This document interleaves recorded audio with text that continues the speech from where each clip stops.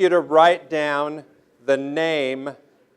Well, actually, first, if you were here last night, you don't get to participate in this thing. So if you were here last night, just don't say anything to your neighbors. Sit quietly. If you were not here last night, take a piece of paper and a pencil and write down your best answer to the following question. What is the most scaled education organization in the entire world? What is the most scaled education organization in the entire world? So please, everybody who wasn't here last night, write down the name of an organization that you think is the most scaled education organization in the world. Now, could I have everybody who was here last night stand up? Everybody who was in my session last night, please stand up. Is that all? Oh, wow. Okay. No, stay standing. Stay standing. Now, everybody in the audience who knows the Sam Petroda story, stand up. Stand up, please. Okay, that's good. That's good. So you guys have the context for where we're going. Everybody else doesn't. So I want to quickly tell you about why you want to be Sam Petroda when you die. Okay, so sit down.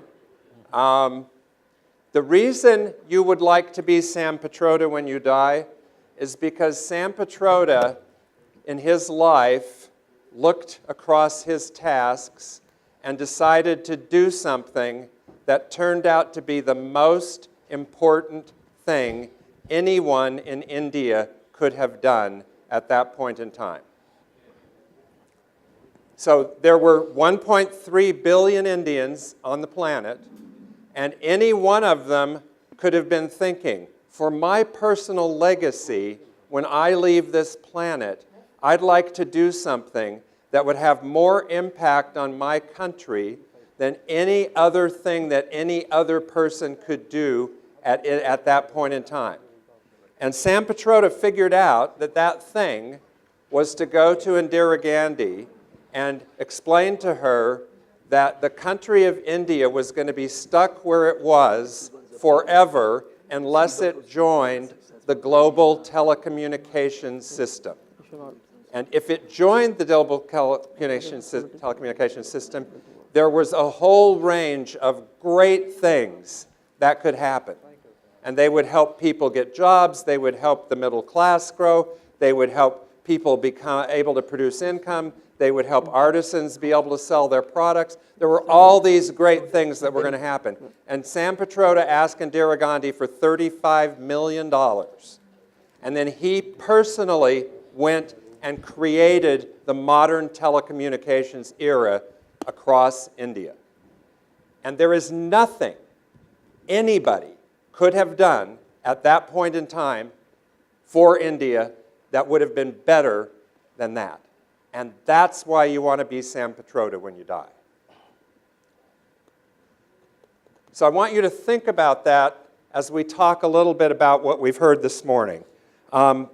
Justin gave us 3 examples. Those 3 examples, we agreed, were very different than what most organizations and companies and networks and collaborations are doing. And they were different for one reason. They were different because they were scaled. I asked him what made the difference. The difference was fundamentally leadership, which was driven either by an authentic desire to be Sam Petroda, to have that legacy, or by a fear of becoming the anti-Sam Petroda because of risk. Didn't want to be the guy who took the company to hell in a handbasket. We've talked about the fact that every company needs to be moving along this spectrum, and I just want to remind you all that this room is full of companies who are moving along this spectrum, but there are thousands upon thousands of companies that aren't in this room. And most of those companies basically punted on this decision. They just skipped it. They handed it off to a CSR department or to a philanthropy department, and they said, you guys worry about this, we're going to go make money. And the moment they did that, they guaranteed that they will never be Sam Petroda when they die. Ever. They will die with a mediocre or non-existent legacy because they made that decision to hand off that absolutely fundamentally critical decision. And then we had some examples of better things to do. One of them was Professor Gupta, who talked about the idea of going to people who had ideas and helping them bring their ideas and turn them into products that would help people. And we had Professor Yunus, who talked about going and helping him build out his model of social business. And I strongly suggest that you look at both of those ideas, and I strongly suggest you decide if that's the way you can build your legacy. But I strongly suggest you consider the following thing. There are literally thousands of people in every single country in the world who know how to take ideas and turn them into products and services. It is not a rare piece of knowledge. Every country has it. Most states have it. Many cities have it. It's not unique. It's not unusual. It won't create a Sam Petroda legacy. In the case of social business, a little bit more rare, unusual model, but there's a massive Yunus network all over the world that knows how to do social business. And of course, the problem with that is you're starting businesses from scratch now. It will be years before they actually have any significant impact. So while a great thing to do, not the way to create a Sam Petroda legacy. So I'm going to sit down.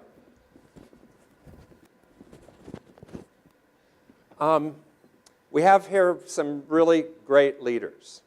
We have here leaders who represent the potential to create a Sam Petroda legacy. The reason they have that potential is because they know how to do something that not only do most countries not know how to do, every country except this one doesn't know how to do it. Now think about that. There are leaders all over the world working on the Sustainable Development Goals, and every one of those leaders has a list of critical barriers that are keeping them from doing the Sustainable Development Goals, and every one of those lists has a common word, and that common word is scale. So I'm going to ask Ashwin to start and talk a little bit about his experience in scale in the healthcare business, and then I'm going to ask Neelam to talk about the work that she's doing in the women artisan business. Should we start with Neelam? Should we start with Neelam? Okay, we'll start with Neelam. Ashwin said he's going to be controversial, so that's his first step towards being controversial. You sure? Please. Yeah. I'm Neelam Chibber. I represent an organization called Industry, TREE. We're based out of Bangalore, and we have built out 2 producer companies. We work with the artisanal and handicraft, handloom space. We call it creative manufacturing. So the first thing we've done is redefined it, because Montek Singh Ahluwalia said this is the sunset industry. So we don't call it handicrafts and handloom anymore. It's called the creative manufacturing industry. Globally, creative industries are growing at 22%. India has 60 million rural artisans. We have the world's largest, most varied labor force. It is a low carbon footprint form of production. Yeah? And it's labor intensive for a reason, because you do small batches of production which have a high creative input, so it best serves the fashion and lifestyle industry, which we all know is growing at a frenetic pace globally. The sustainability bit is very critical, because at Davos they polled 40% of global fashion customers believe that green is the new black. There's going to be a huge demand in the next 20 years for sustainable consumption. And we are sitting on the world's largest labor force. Unfortunately, we are killing it. Yeah? China, by the way, has no artisans left. So this is your competitive advantage in the global supply chain, which we are losing. So that's what we do. So we have this mission. We call it Mission Creative Million. We want to put 1 million artisans onto a platform that they own. We call it the Amul of creative manufacturing, to make it simple for everybody to understand. So what happened in milk, we need to do for this sector in this country. We have 2% global market share, by the way, just 2%. China has 30%. And so that's what I do. We have built 2 producer companies which do about 15 crores of revenue.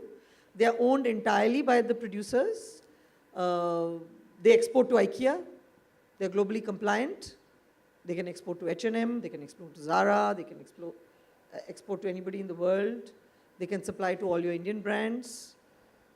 So they can do leather, they can do handloom, they can do wood, metal, ceramic, jewelry, whatever you want. So that's what we do. 3 sentences on the Creative Million. The Creative Million can actually put 1 million women into the formal sector from the informal sector. If they earn 1.5 lakhs a year, which is above minimum wage, this should get to $6 billion of revenue. That's what will give 1 million women above minimum wage. All profits of production will go to them. They will be professionally managed by professional managers, the way Amul is. So they not only will get above minimum wage at village level, they will also get dividends. So it will be a wage plus model. It's being built with a lot of CSR, Mindtree, Sonata, Social Venture Partners India, UNDP, World Bank, the Japan Investment Corporation, a whole set of partners coming on board. Is that enough? I think there's more than 3 things, right? Thank you, Neelam. So I'll start with a little bit of history on what we do and then my views on scale, particularly scale catalyzed by corporate sector. In 2004, a friend of mine and I started a company called Vatsalya. The premise was that most people live in smaller towns and villages, but most hospital facilities are in the urban areas, metro areas. So how do we bridge this gap? Bring facilities closer to where people live rather than people traveling more than 100 kilometers. So when we started this, 2004, on a daily basis, on a yearly basis, there were 150 million people who used to commute more than 100 kilometers to seek secondary care services. So it seemed like a big opportunity. And we had big eyes and smaller stomachs. So we started with a grand plan and launched this company. So we scaled it over 10 years, built a reasonable presence in Karnataka. Obviously, the business plan that we started with and the reality we ended with were 2 different things. And I want to talk a little bit about that. So the company now runs 9 hospitals. We see about 500,000 customers per year. We are focused on secondary care and tertiary care.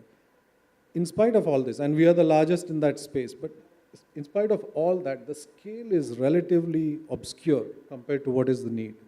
Right? For example, today we have,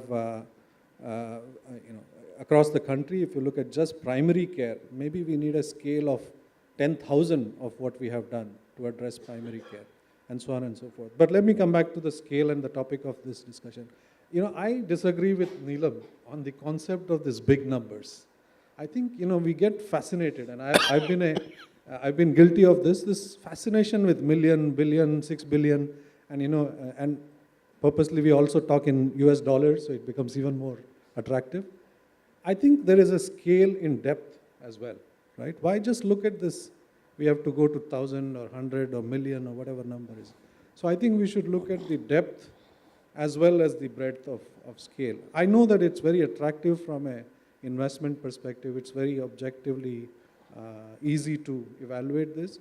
But I think most problems, whether it is education, health, or even creative manufacturing, I think we are missing the depth.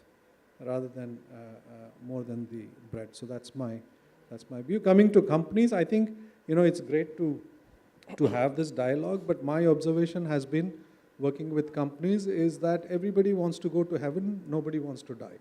Right? So that's the full story, right? Every company wants to do great CSR work and this and that, but nobody is ready to put their neck out and say, okay, let's do this together.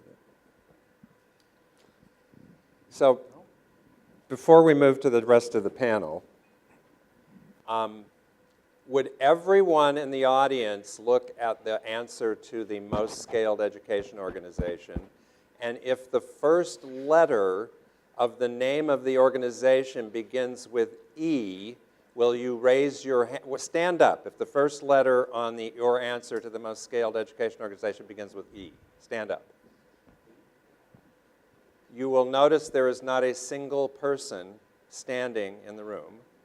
You will remember that Professor Gupta said that the scaled or doing well organizations everyone would know about. And yet, we have a room full of Indian leaders, none of whom have been able to name the most scaled education organization in the world, which happens to be Indian. Malik, please stand up. Malik is one of the leaders,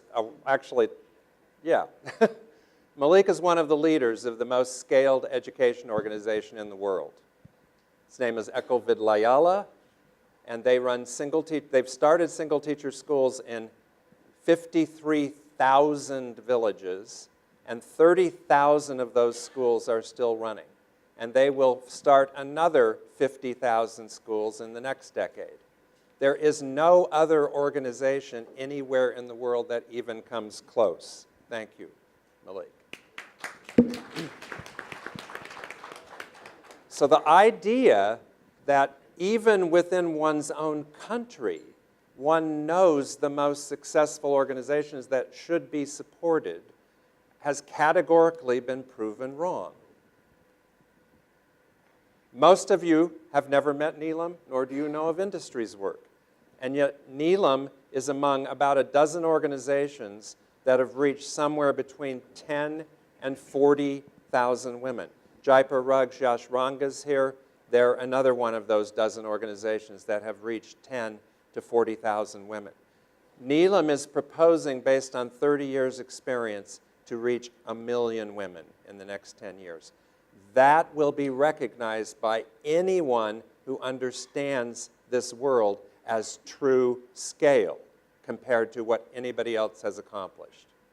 So I want to ask Deepak to basically talk about what a foundation should do with this knowledge and how you might not only impact your own plans, but also think about what you might encourage corporations to do, what you might encourage government to do, what you might encourage other foundations or other NGOs to do. Sure. Thank you. I think before I specifically answer your question, I really go back to what both of you have said, and it's a perennial dilemma between scale and doing something qualitative. And in India, if you really see why this debate has really been raging is because I won't say we are a fragmented country, but we are a country with very huge diversity. So it is like Cinderella shoes, fits only one person. And we continue to develop new models, try attempting scale in each of these, and then we realize, oh, scale also has a ceiling, and thereafter then we start finding newer options. But having said that, when I look at us as a corporate foundation, so we are a corporate foundation, and by choice we have in the first 5 years we have a plan where we intend to restrict ourselves to the areas where we are operationally present. And within that, I think since we are a core sector company, there are immense challenges which are related to your different phases of operations, starting from the very early planning stage to construction stage to your project and then operation stage. And your challenges in your local communities and your supply chain keep on evolving. The single biggest challenge, of course, being the continuous and sustained expectations on employment. So one of the ways which we have at least attempted, and I would say partly successfully, is creating a large number of first-generation entrepreneurs. And why I say that is because if we really see some demographic context of India and how things have been working, we have one of the largest land masses across the world. And surprisingly, we are a country which is importing a large amount of food products. Almost 40% of it is being imported today, whether it is pulses or whether it is fruits and vegetables, and whether it is apples. So Kashmir has always been known for apples. So in such a scenario, at least our thought has been, and also to build on this argument, there is also a gap between the consumption markets and the production markets. Of course, that gap will always remain, and it can't be a seamless structure because of size, scale, things existing in agglomeration. But there are, at the same time, certain leverages that are available, or certain opportunities that are available in pockets where the manufacturing can be decentralized. And as an institution, we have been focusing a large amount of our effort on creating small first-generation entrepreneurs. The first bit of it is, of course, focused on natural resources, because there are, by virtue of the places where we are, there are lots of natural resources that exist. And if one is able to create decentralized, small enterprises which thrive on the local natural resources, have that cost advantage, partly process so that the foodstuff or other things don't go waste. And I think there is a lot of opportunity in that if one is able to link up with the larger supply chain of the larger companies which exist in the FMCG and the food sector in India. So that gap, especially in the central India, is very predominant. And that's, I think, an opportunity which has both the strong social element. It has also has an element of risk mitigation, at least for companies like us, because then people don't come to your doorstep. And I think the single biggest contribution of this is the food security aspect. Because today we are actually struggling, while we don't realize this as urban citizens, but there is actually a scare at the moment when I see the data. We are really a food insecure country at the moment. Yeah. Thank you. So I really would like you to think about that legacy issue. And I don't know how I can communicate it better than having you see these examples and see the opportunity and realize how critical it is. The world can't scale unless India scales. That's how fundamentally critical you are. Now, I'm going to describe as an outsider, and I apologize for giving an outside description of this, and certainly if you would like during the Q&A or afterwards to come and tell me I'm crazy and don't really understand what's going on, I'm very actively going to listen to this, and I wanted Darsh to comment on this when I finish. But right now, India saying yes to showing the world how to scale, which is something the world doesn't know how to do and is desperately needed by every single country. The probability that India will say yes to that request is very low. The current way, and even though the perfect potential storm of opportunity to say yes is in place, not only are the organizations like the Creative Million, like Eko Vidyalaya and others, not only are they positioned and perfectly with decades of experience and decades of knowledge and decades of numbers and decades of impact measurement, not only are they perfectly positioned to show the world this, but the country has agreed that companies should put forward part of their profits to do this kind of work. And the companies are currently sitting trying to figure out how to do that. And unfortunately, they're doing it in a way that is essentially risk avoidance. When the companies handed off the decision to the CSR department or the philanthropy department, they basically created a situation where those people perceive their jobs as avoiding any embarrassment.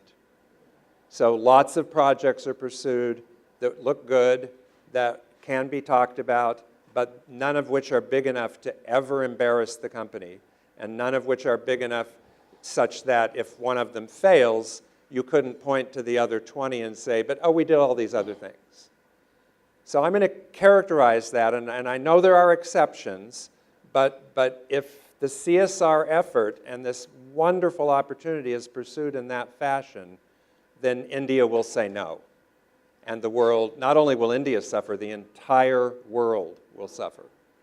So Adarsh, Yeah. is that accurate? And what should we do about it? I think, yeah. So in CSR, if you see, so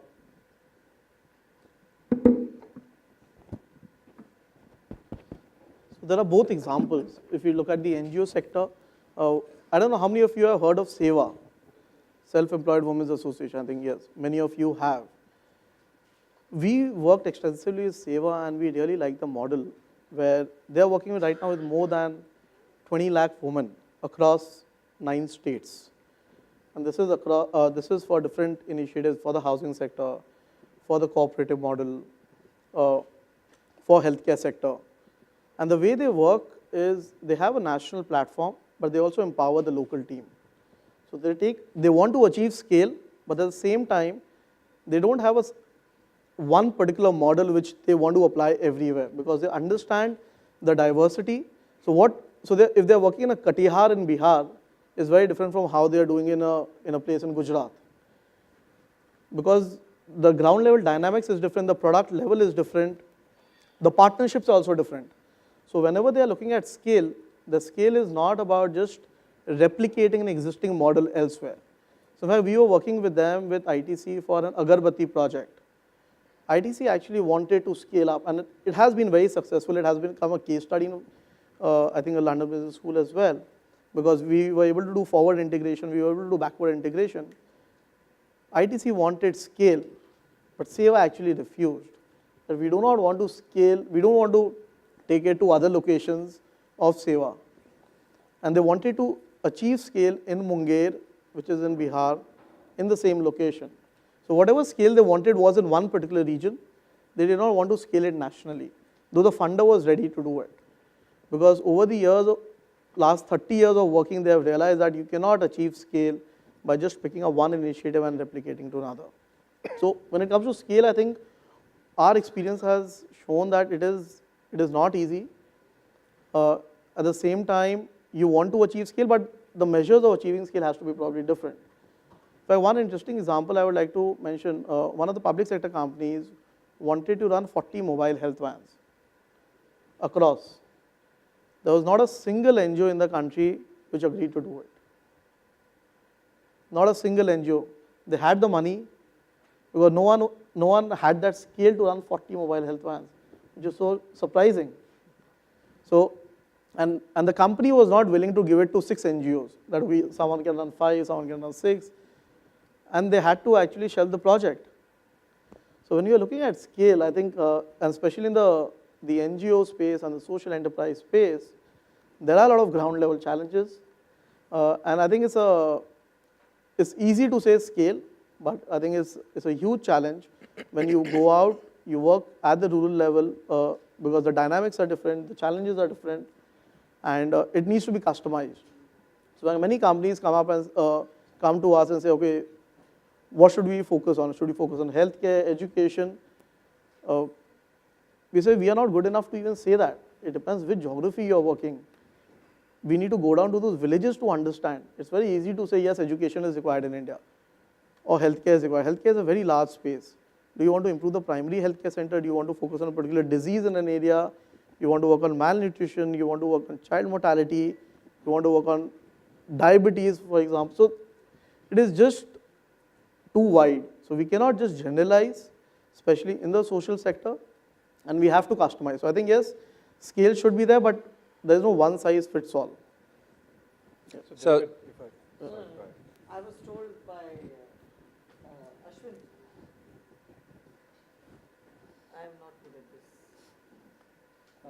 I told you not to meddle with the microphone. I was told by Ashwin, we're going to make this controversial. No. Yeah. So I am not totally determined to make it controversial.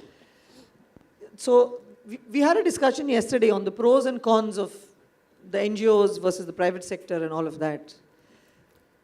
So I have been told by a lot of people that I do a lot of NGO bashing. Yeah, I started my career with a private limited company. I ran a for-profit. I still run a for-profit.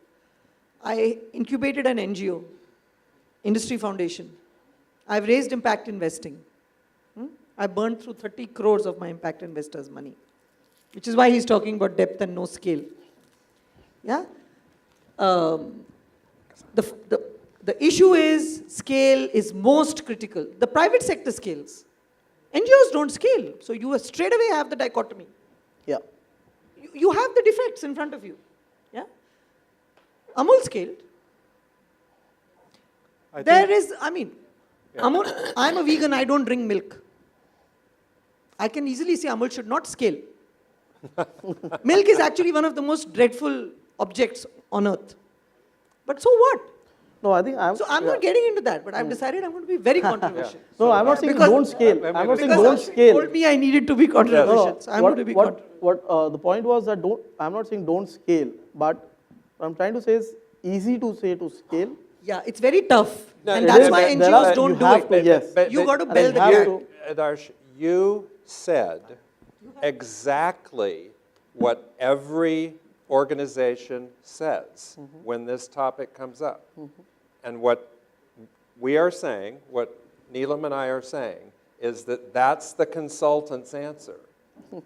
In fact, that is why I gave Seva example, that they have No, scaled to 2 I am million so glad people. you mentioned Yes. Seva. Yeah, And if Because you I were have very strong views on Seva too, which I will air. And last year, I brought Rima Nanavati to yeah. this conference. Yeah. I brought her here Yeah, because Rima she was is here. another Yes, example. yes. But the point that we're saying here, that if you want to be Sam Petroda, you have to give up on this idea that you're going to pick one thing independent of whether or not it's the best thing to pick. You're going to pick it for some other reason, which always will be the wrong reason. Yeah. Sam picked the best thing, and that's the end of the story. Once he made that decision, the future was locked in. So what we're saying is, forget about this idea that the company's going to kind of choose and put together a committee and so on and so forth. What you need to scale are the best scale opportunities in the country. Of this room, Yeah, it's- we are India's super rich. I always thought I was middle class till I attended a conference last week where I've discovered I'm super rich. I'm in the top 1 percentile. So we can sit here, but we have enough poor to be wanting and to be needing to scale. Yeah, it's very elitist to say that we don't need to scale. We really need to scale. So firstly to say that the IFC, wearing my old IFC hat, spun off the Grassroots Business Fund, which was one of the early investors with Neelam, and a good example of a role that you could play, a combination of advice and finance. So we're very proud of what she's achieved. Maybe I can use my gray hairs a little bit. Because this issue of scale came up first time, in my experience, to me about 30 years ago. Because the old paradigm that micro will become small, will become medium, will become large. Remember those days, how it was all the policies would be interlinked? Well, it didn't happen. If it didn't happen for small and medium enterprises and private enterprises that don't have a social impact, why do you think it's a silver bullet for social enterprises who have a double whammy? Financial sustainability and social impact together. Why do you think if intuitively, I would say it's more difficult. Yet, we are all saying scale or else. I think there's been more murder committed in this effort to scale. So scale, yes, but not for everybody. Yeah. But not what? Not for everybody. Everybody. A small business wants to remain a mom and pop kirana store, that's fine. I don't want to set up an enterprise, and that's okay for me. So look at the DNA, look at what you want to achieve, look at your managing capability, because you will fail if you do too much too quickly, and do not be pressurized by money or any objective to do that. Same with replication. Big thing about replication. You've got to be ready internally, managerially, financially to be ready. You have to know the other side to be able to replicate across regions, not only in India. We ran this development market competition, and I chaired the Millennium Alliance competition, which has the government of India, USAID, UKAID, etc., which looks at replication business models within states. It was the most failure was when the replication came across states. organic growth happened more quickly and on the region focus. So let's be careful what are we pushing for. And how do you scale? One is organic scaling, right? Your business expands. Great. The other is, and if I take the Arvind Eye Care model, right? It's one of the largest, first or second, depending on what numbers you read at what time, the largest cataract surgery provider in India right now. And they decided that apart from one, they don't want to do it themselves. But yet they were a public good. You can come and take their model. You can scale, so you can scale impact. Yeah. You don't need to scale the company through different franchises. I'll just finish and I'll come back to your point. What Sayan Pitroda did, great visionary, fantastic visionary, and I think we owe him a debt of gratitude. I'm a great fan of his. But what couldn't happen was when the government, so the scale happened when the private sector got into the telecom business. It wasn't CDOT, which he invented that scale. It wasn't MTL that scaled. So the role for scaling in government is different from actually doing it themselves. And I think let's see where the positioning should come, the vision, the direction, etc., comes from that. And we've seen that with Mother Dairy, and we've seen that with Eko Vidlaya, who don't work with the government. So the vision, so I'm not in the government, so I cannot have a Sam Petroda legacy. But I can do my bit. So I think that's not a fair thing to ask the audience to whether you want to have a Sam Petroda legacy. Lastly, you mentioned education and scale. Coursera, and look at technology, how it's changing. This is a fantastic model for grassroots education. Coursera, the largest online learning program, puts 1 million customers into onlining every 4 months right now. No comparison. Technology as a game changer for scaling. I'll just stop there. Thank you. If I can, David, if I may. So I think, many a times we get swayed by this corporate scale versus not-for-profit scale. So let me try to address some. So one of the big things in, to sort of analyze in the way companies work, right? If you look at the scaled organizations, scaled formal organizations constitute a very small percentage of impact and jobs created. The formal sector, for example, in India employs what, 3%? 10%, they said. Right? So 7%, less than 10%. Globally, same numbers. So I think the bigger impact, the local job creation, the bigger impact is created by small industry. Now, that's the same analogy I would use for NGOs. Absolutely. Why do everybody have to scale to create that impact? I think, coming back to a couple of other sort of challenges. One is what Adarsh mentioned. The minute you say, I want to run 40 mobile clinics, who can do it? It's a no-starter. Because one, if you start treating NGOs as vendors for your program, I think we are starting with the wrong question. On the other side, for the NGOs to start scaling their impact, not-for-profit charity work is not new, right? It's been around for ages. We deal with the same kind of challenges in education, health, livelihood, which we dealt with 30 years ago, maybe even worse. So I think the fundamental shift that we are seeing, particularly from Ashoka's perspective, is NGOs which are seeing themselves as movement makers. For example, Neelam, right? She's saying we need to get 1 million women to work in the creative industry. I think those NGOs will scale, right? Who are building movements. But I think the NGOs which are focused on direct delivery of service, I think they're perfectly fine doing that in a small region. Yes. So let me take 2 questions. Yes, sir.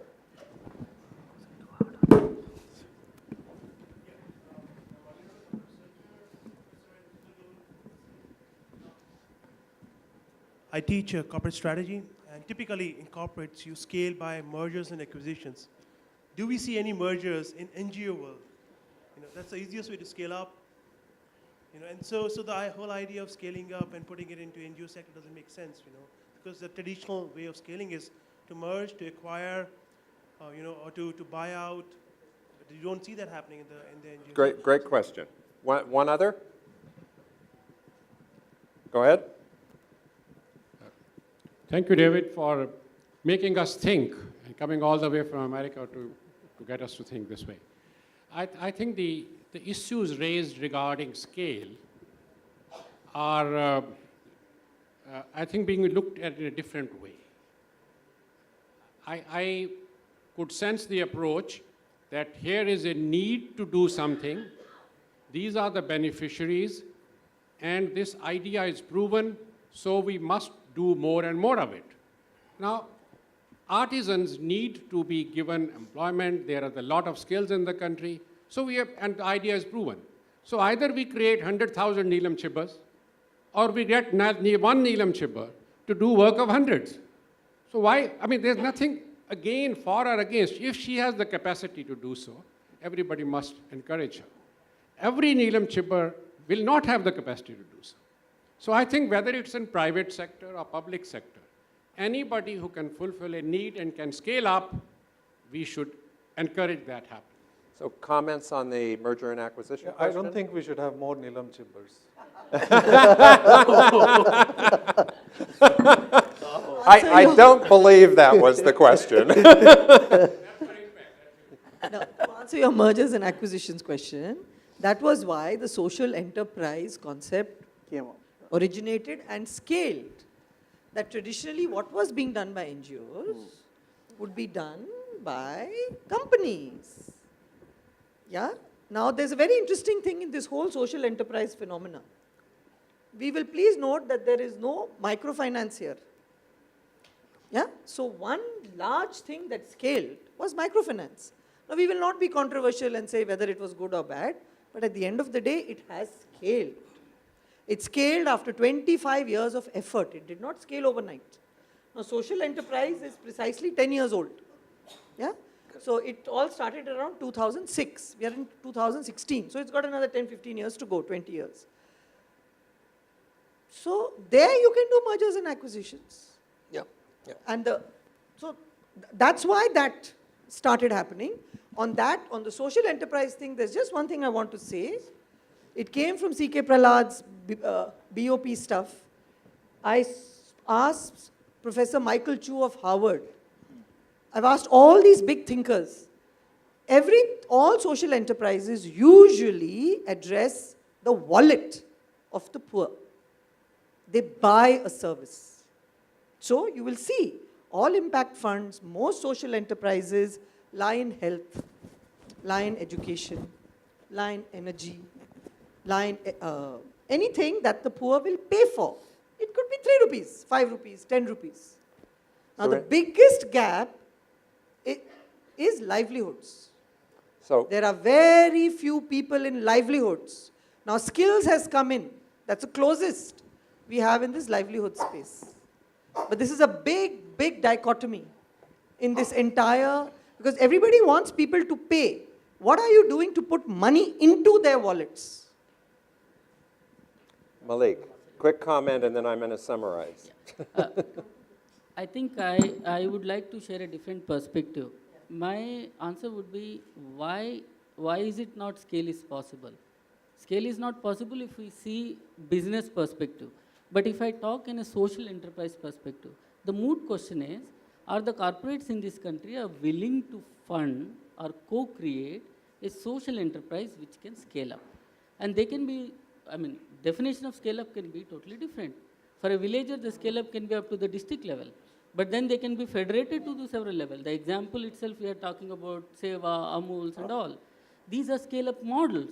Yeah. Why is that no corporate was able to create such an enterprise which can be scaled up beyond their businesses? I am also heading Indian Fair Trade Network. Throughout the globe, we have shown that scale up is possible not just by one individual, but by creating structures. In Ekal Vidyalayas, we entered into 60,000 through a mechanism, without taking any government fund, without any support from the corporates. If individuals can resolve to scale up based on the social issues of education, health, livelihood, water, and there is a tremendous opportunity for all the corporates actually to partner. So I think if I would have been head of a corporate, I would have thought, can I really co-create with this guy to scale up his enterprise so that I'll get a return on money, not only return on money, but at the same time, I'll be creating an entrepreneurial ecosystem at the local level. And I strongly feel that that is very much possible. Yeah, So, what I want to say very quickly is that this opportunity is unique. because you can actually have the best of both worlds. You do not need to worry about the next stuff to scale, because there is enough stuff. There are 5 or 6 or 7 massive scale opportunities with proven organizations on the ground, proven knowledge, everything that's needed to make it happen.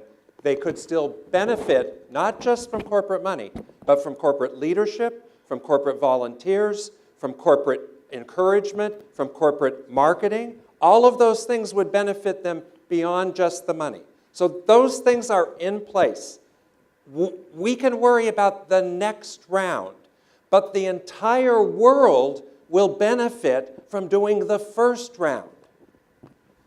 So let's concentrate on doing the first round. Now, the one thing that's keeping everybody from doing this is nobody wants to take the risk. So it's a very simple solution. It's been done 10,000 times. Everybody who has an investment portfolio has already applied this concept. This is so friggin' easy. Group of companies scales portfolio of social enterprises. Risks are spread. Costs are spread.